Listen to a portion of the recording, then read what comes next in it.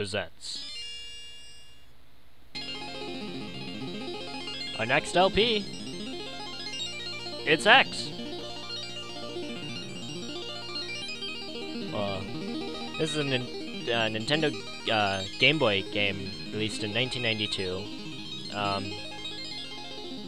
It was developed as I believe Dylan Cuthbert's first game, and as you can see here, it features pretty nice 3D wireframe graphics, considering it's a Game Boy. I mean, it all looks pretty nice. I'm not doing anything right now, it's just playing by itself.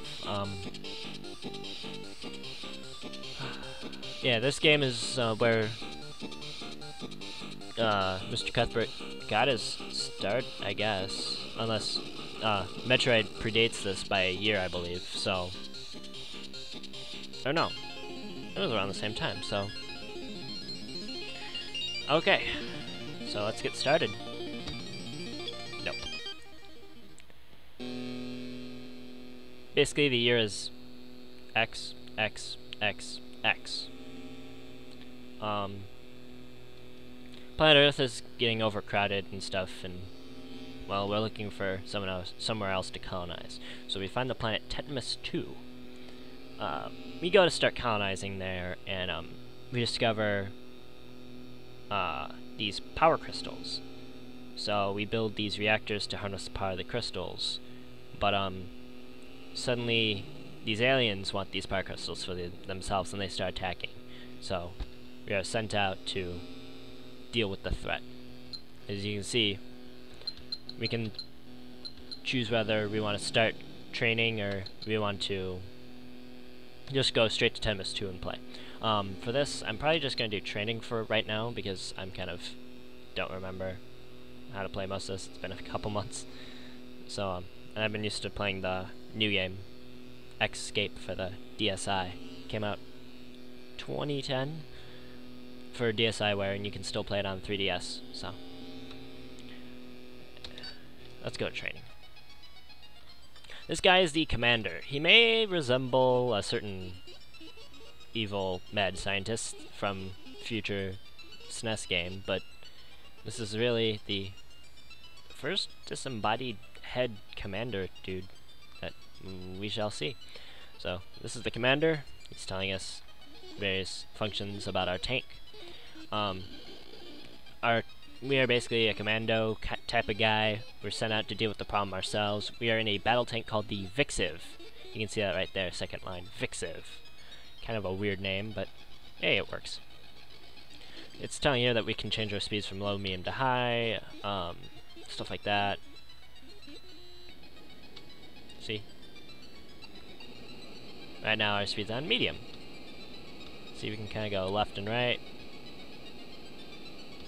We can go into high. We can go turbo.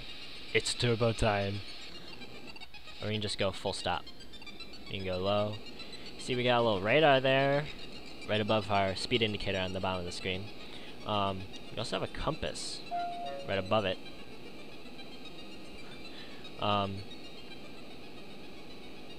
Let's head east. Ow, we collided.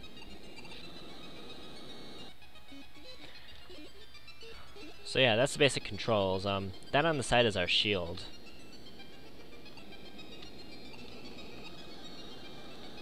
If you'll notice, to the left of the radar, we have our fuel.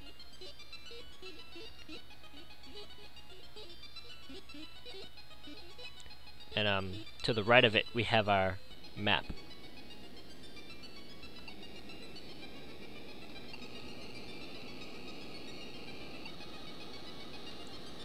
As you see, the radar will update. If we hit start during a mission, then it will bring up basically a map of everything nearby. So, you notice on the map it's indicating if we head east enough, then we'll go into a new quadrant of the map. I should probably head a little south. If you just keep heading north, you'll loop around to the bottom of the map, and it will reflect as such. There's no weird loading like in Star Fox 64, for example. That's our threat indicator. It's indicating that something is nearby. So let's take out this tank. Ah, can't. But pressing A fires our lasers is what's saying. So we just keep firing. It's like, hey, yeah, you killed it. It drops stuff at times. That is... I forgot what... I think that's a power crystal? No, that's not a power crystal. See, they can drop stuff from missiles, they can drop gas tanks, they can drop... those things. Things tend to move around a bit.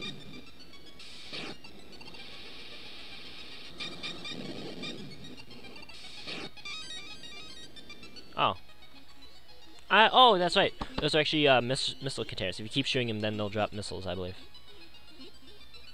So, let's talk about number 2. Okay, basically these are radar stations right here. These little prongs always show which side the front of it is on.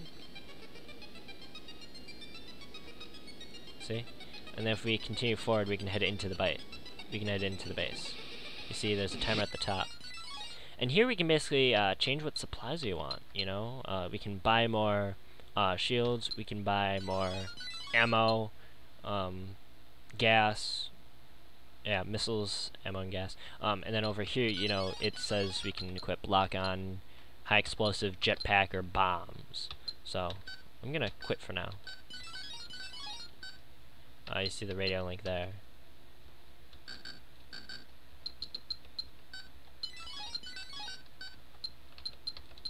So, lock on. Yeah.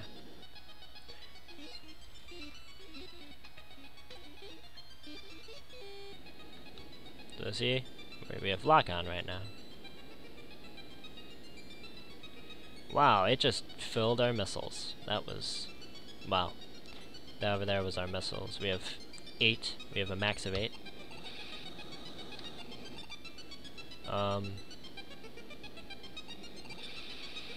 Not sure what else to say. We have high explosives.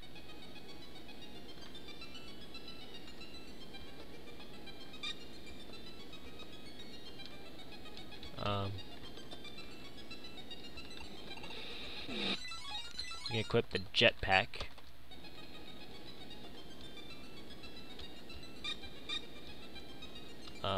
Jetpack doesn't do much either. It lets us fly from any point, which is another interesting thing about it is,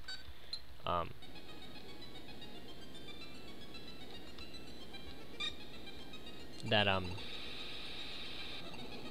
this battle tank of ours can actually, enter the air and fly. Let me remember if, I'm actually starting to forget how to get past this part.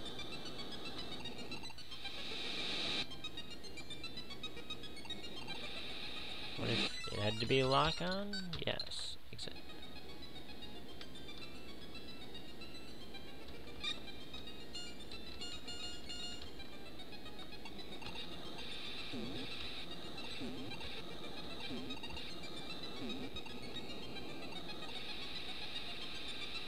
So, see, object locked. We can press our secondary fire button, which in this case is B, to activate our weapon. See, and that's a missile. They look like paper airplanes.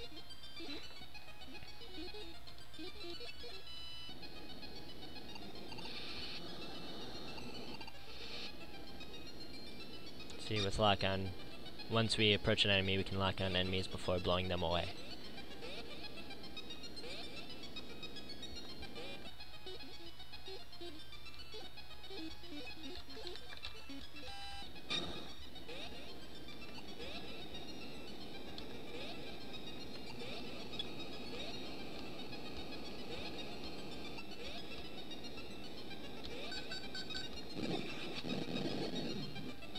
Usually must be a certain distance away from enemies before it can let us lock on.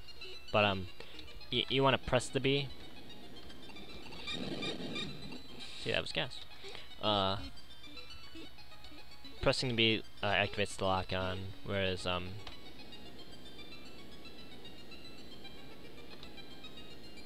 see, it's gas. It looks like a gas container. Plus it says kind of gas on it. So, oh, we got another enemy.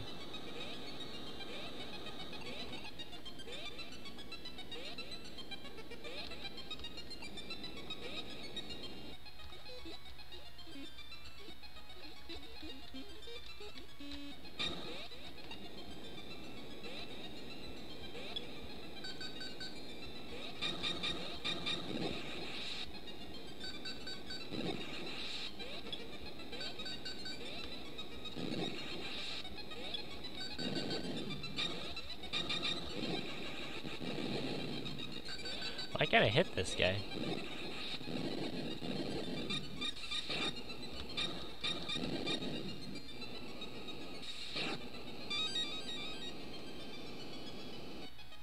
So anyway. Evixive! Yay! Tink. Not understanding Japanese. Okay, that little nav point usually shows to important objects nearby.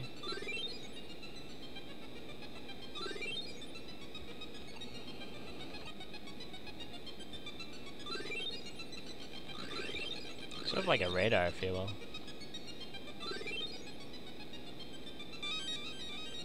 Yeah, so it just basically checked it to there. Ooh. That was a ramp there, I think. Or a tunnel entrance.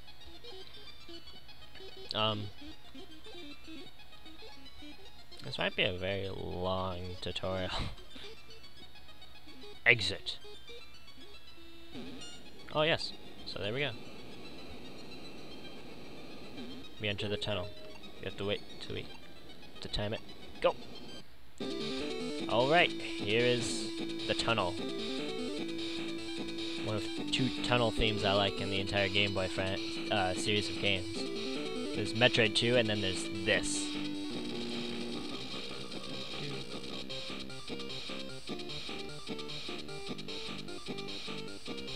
A remix of this was released in Brawl, as I've probably mentioned before in the Metroid LP, but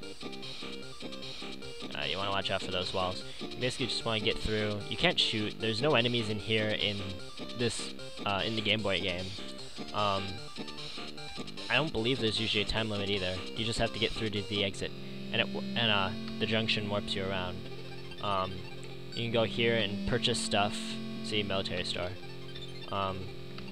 You can go here, select which exit you want to come out of, because there's one in each quadrant of the map. So, and then we can exit.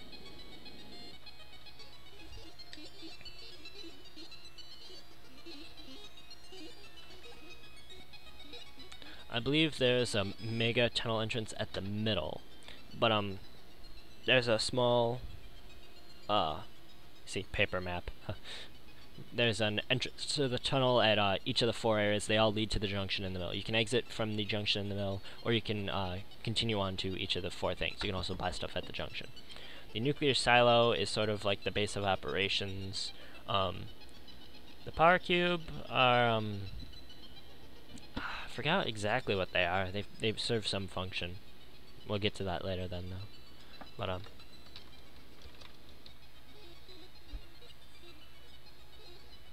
so yeah, that's the basics right now.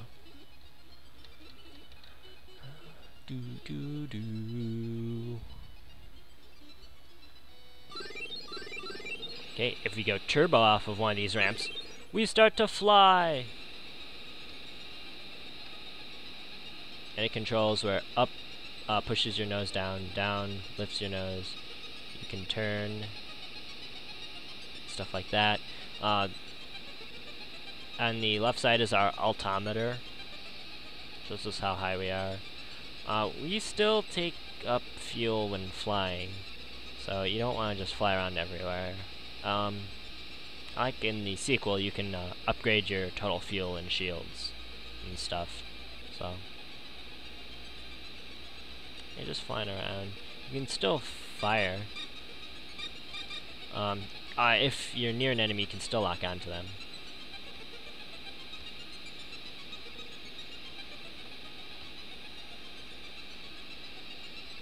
So, I think that might have been a power cube. Let's try to fly through it.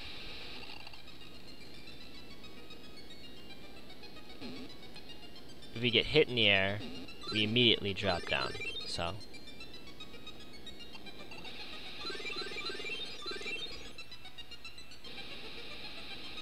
I think it sounds like it wants us to destroy the power cubes.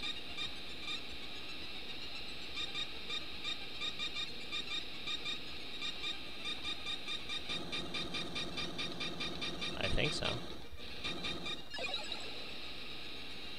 Oh, we have to get them in order. Oh, that makes sense. We have to fly through them. It's a nice training exercise. Well, and this game was 1992. It predates Star Fox and is actually the predecessor to Star Fox. So, yeah, after making this game, Dylan Cuthbert later went on to make the Star Fox games. Oh, we have a timer on the top. I didn't notice that. Well, I know there's a timer at the top, but I didn't notice it was running down. So, oh, we get more time for each when we go through. Oh, that makes sense. Ooh. Ah, we probably ran out of time before, that's why. So, I don't even understand a word that's been said besides Vixiv and A, B, and 2, and low, mid, high. But, oh, and paper map, and military star. But, like, even so, it's still a bit intuitive, you see. Because I tried flying into those originally, you saw me. So,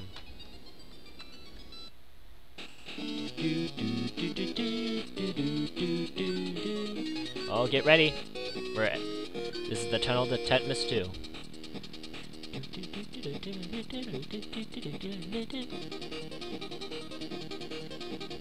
So 3D. It's so awesome. Think, without games like this, there wouldn't be games like Halo, because there wouldn't be games like Star Fox to herald in games like Mario 64 and all those awesome 3D games. This was one of the first. It's a lot like Battlezone, that old 1980 wireframe game for Atari, I think arcade systems. But here comes our commander with our first mission briefing. And here I will stop.